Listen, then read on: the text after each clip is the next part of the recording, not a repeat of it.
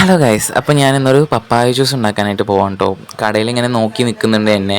അപ്പോൾ ഞാൻ മേടിച്ചാണ്. എനിക്ക് ഭയങ്കര ഇഷ്ടമാണ് കേട്ടോ പപ്പായ കഴിക്കുന്നത്. പിന്നെ പപ്പായ ഇങ്ങനെ സ്മോൾ പീസസായി കട്ട് ചെയ്യാം. പിന്നെ നമ്മുടെ പപ്പായ മരം ഇങ്ങനെ നമ്മൾ നോക്കി ചിരിക്കുന്നുണ്ട് കേട്ടോ. അപ്പോൾ നെക്സ്റ്റ് ഇവനാണല്ലോ നമ്മുടെ ടാർഗറ്റ്. അവനൊന്നും പഴുത്തൊക്കെ വരട്ടെ. അപ്പോൾ നമ്മൾ പപ്പായ എടുത്ത് മിക്സിൻ്റെ ജാറിലേക്ക് ഇട്ട് കൊടുത്തിട്ടുണ്ട്.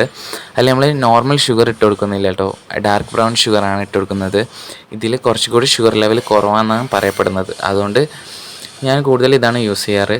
പിന്നെ നമ്മൾ ചിയാ സീഡ്സ് ഇട്ട് കൊടുത്തിട്ടുണ്ട്. ചിയാ സീഡ്സ് വളരെ നല്ലതാണ് കേട്ടോ. അപ്പോൾ ഒമേഗ 3 ഒക്കെ അടങ്ങിയിട്ടുണ്ട്. ആൻഡ് ഇതിൽ വിറ്റാമിൻ സി ധാരാളം അടങ്ങിയിട്ടുള്ളൊരു ഫ്രൂട്ടാണ് ഈ പറയുന്ന പപ്പായ. അതിൻ്റെ മെറ്റബോളിസം കൂട്ടാനും സ്കിന്ന് ഭയങ്കര ക്ലിയർ ആക്കാനൊക്കെ ഹെൽപ്ഫുൾ ആയിട്ടുള്ളൊരു ഫ്രൂട്ടാണ്. നിങ്ങളൊന്ന് ട്രൈ ചെയ്ത് നോക്കൂ. എനിക്ക് ഭയങ്കര ഇഷ്ടമാണ് ഈ ഒരു ജ്യൂസ് കുടിക്കാനും. എൻ്റെ ഫേവറേറ്റാണ് പപ്പായ.